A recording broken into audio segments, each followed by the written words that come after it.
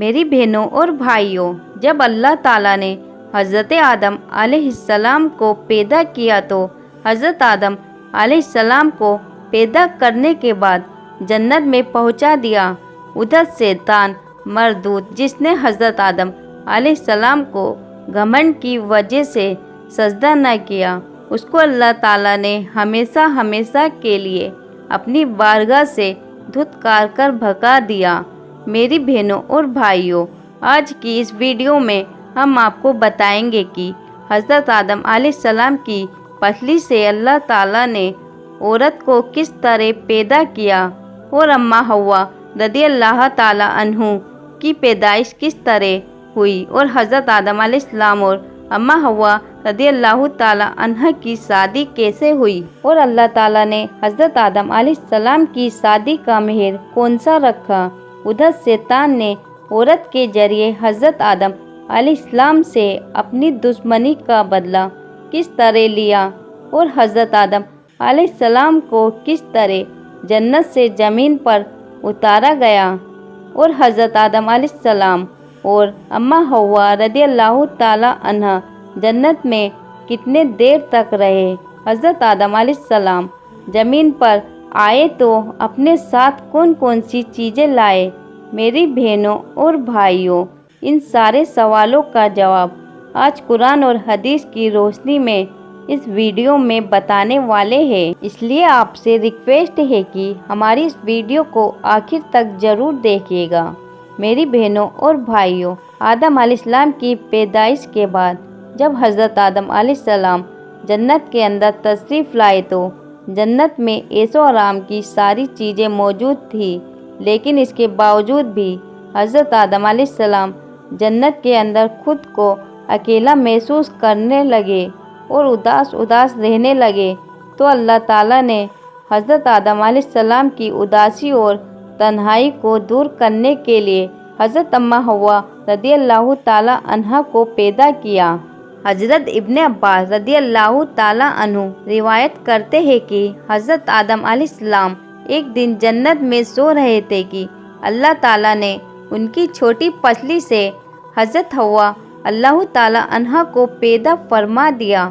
جب حضرت آدم علیہ السلام نیند سے جاگے تو حضرت آدم علیہ السلام نے اپنے پاس ایک عورت کو پایا جو کہ ان سے ملتی جلتی مخلوق تھی۔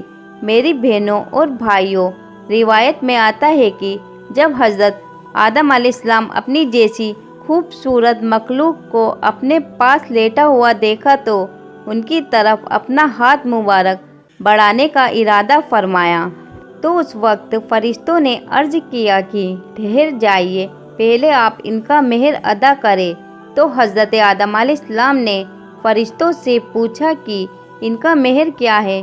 تو فرشتوں نے عرض کیا، ان کا مہر یہ ہے، آپ ہمارے آقا حضرت محمد مصطفیٰ صلی اللہ تعالیٰ علیہ وسلم پر 10 بار درود پاک پڑھے۔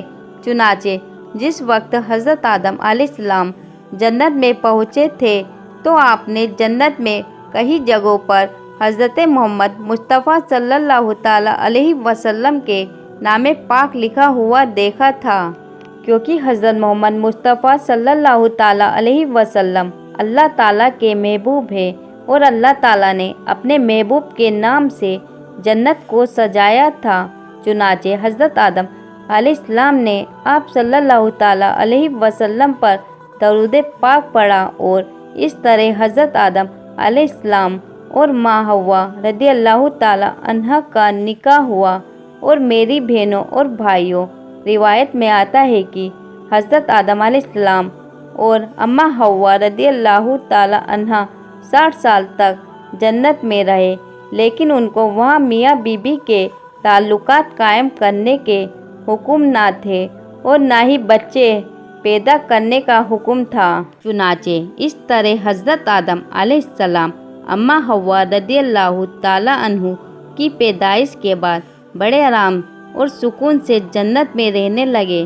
حضرت آدم علیہ السلام اور اماں حوا رضی اللہ تعالیٰ عنہ جتنے زمانے تک جنت میں رہے، اس کے درمیان ان دونوں پر جنت میں کسی بھی جگہ پر جانے کی کوئی پابندی نہ تھی سوائے शजरे ममनुआ के। ममनुआ जन्नत में एक ऐसा दरख्त था जिसका फल खाने से अल्लाह ताला ने मना फरमाया था। अल्लाह ताला ने हज़रत आदम अलैहिस्सलाम और अम्मा हव्वा रदियल्लाहु ताला अन्हा को उस दरख्त के करीब जाने से मना फरमाया तो उधर शैतान मरदूद को हज़रत आदम अलैहिस्सलाम से बदला लेने का मौका मिल गया। चुनाचे शैतान मरदूद हज़रत आदम अलैहिस्सलाम से बदला लेने के लिए दिन रात कोशिश करने लगा। शैतान मरदूद को ये ख्वाहिश थी कि हज़रत आदम अलैहिस्सलाम अल्लाह ताला की नाफरमानी करे और उनको सज़ा मिले। फिर शैतान मरदूद ने उन दोनों के दिलों में वसवसे डालना शुरू कर दिए ताकि उन दोनों की शर्मगाहें एक दूसरे से छुपी हुई थी वो बेपर्दा हो जाए। मेरी बहनों और भाइयों, रिवायत में आता है कि हज़रत आदम अलैहिस्सलाम और अम्मा हव्वा रदियल्लाहु ताला अन्हा का लिबास जन्नती लिबास था और इन दोनों के सरों पर ताज भी था। और एक दूसरी रिवायत के मुताबिक हज़रत आदम अलैहिस्सलाम अम्मा हव्वा रदियल्लाहु ताला अन्हा का लिबास जन्नती दरख्तों के पत्ते थे जिनसे उनका जिस्म एक दूसरे से छुपा हुआ था। अब शैतान रोज इन दोनों के दिलों में ये वसवसे डालता है कि वो उस मना किए हुए दरख्तों के करीब जाए और जिस फल से अल्लाह ताला ने उन दोनों को मना किया है वो फल खाए। चुनाचे शैतान एक दिन हज़रत आदम अलैहिस्सलाम अम्मा हव्वा रदियल्लाहु ताला अन्हा से कहने लगा कि तुम्हारे रब ने तुम दोनों को इस दरख्त के फल खाने से इसलिए मना किया है कि कहीं तुम लोग ये फल खाकर हमेशा हमेशा के लिए रहने वाले न बन जाओ या कहीं तुम लोग फरिश्ते न बन जाओ। चुनाचे शैतान की ये शैतानी बातें सुनकर हज़रत हव्वा रदियल्लाहु ताला अन्हा सोचने पर मजबूर हो गई कि आखिरकार अल्लाह ताला ने हमें ये फल खाने से मना क्यों फरमाया, जबकि जन्नत में किसी भी जगह जाने और कोई भी चीज़ खाने से मना नहीं किया गया। शैतान लगातार हज़रत अम्मा हव्वा रदियल्लाहु ताला अन्हा पर वार करने लगा और फिर आखिरकार शैतान मरदूद की कोशिश कामयाब हुई। शैतान मरदूद ने हज़रत हव्वा रदियल्लाहु ताला अन्हा को फल खाने पर मना लिया। एक दिन हज़रत हव्वा रदियल्लाहु ताला अन्हा ने हज़रत आदम अलैहिस्सलाम से कहा कि हम उस मना किए हुए दरख्त का फल खाकर तो देखें कि आखिरकार इसमें कौन सा राज छुपा हुआ है जिसकी वजह से अल्लाह ताला ने इस दरख्त के फल खाने से मना फरमाया है। शुरू में तो हज़रत आदम अलैहिस्सलाम ने साफ तौर पर हज़रत हव्वा रदियल्लाहु ताला अन्हा को उस दरख्त के फल खाने से मना किया, लेकिन हज़रत हव्वा रदियल्लाहु ताला अन्हा के बार बार कहने पर हज़रत आदम अलैहिस्सलाम भी उस फल को खाने के लिए राज़ी हो गए। आखिरकार हज़रत आदम अलैहिस्सलाम और हज़रत हव्वा रदियल्लाहु ताला अन्हा उस मना किए हुए दरख्त का फल खाने लगे। उन दोनों ने अभी पूरी तरह से उस फल को चखा भी न था कि उन दोनों की शर्मगाहें एक दूसरे पर जाहिर हो गई। उस वक्त हज़रत आदम अलैहिस्सलाम और हज़रत हव्वा रदियल्लाहु ताला अन्हा बहुत परेशान हुए और अपनी शर्मगाहों को छुपाने के लिए जन्नत के पत्तों का इस्तेमाल करने लगे ताकि जन्नत के पत्तों के जरिए वो अपनी शर्मगाहों को छुपा सके। जैसे ही उन दोनों ने उस मना किए हुए दरख्त का फल चखा तो अल्लाह ताला ने इरशाद फरमाया, क्या मैंने तुम्हें मना नहीं किया था कि इस दरख्त का फल ना खाना, शैतान के बहकावे में ना आना, ये तुम्हारा खुला दुश्मन है। उस वक्त जब हज़रत आदम अलैहिस्सलाम और हज़रत हव्वा रदियल्लाहु ताला अन्हा ने अल्लाह ताला का ये पैगाम सुना तो अल्लाह के खौफ से कांपने लगे। उसके बाद अल्लाह ताला ने हज़रत आदम अलैहिस्सलाम को और हज़रत हव्वा रदियल्लाहु ताला अन्हा को ज़मीन पर उतार दिया। जैसे कि अल्लाह ताला सूरा राफ की आयत नंबर 25 में इरशाद फरमाता है, फरमाया, उतरो तुम में एक दूसरे का दुश्मन और तुम्हें ज़मीन पे ایک وقت تک ٹھہرنا اور برتنا ہے، فرمایا اسی میں جیو گے اور اسی میں مرو گے اور اسی میں سے اٹھائے جاؤ گے۔ میری بہنوں اور بھائیوں، روایت میں آتا ہے کہ حضرت آدم علیہ السلام کو ہندوستان میں اتارا گیا، جبکہ حضرت حوا رضی اللہ تعالی عنہا کو سعودی عرب جدہ میں اتارا گیا۔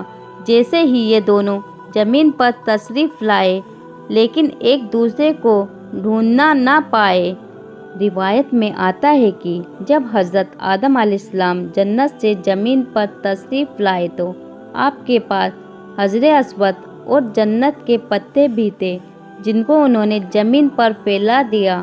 حضرت ابن عباس رضی اللہ تعالیٰ عنہ سے مروی ہے، حضرت جبریل علیہ السلام حضرت آدم علیہ السلام کے پاس تشریف لائے اور گیہوں کے 7 دانے اپنے ساتھ لے کر آئے۔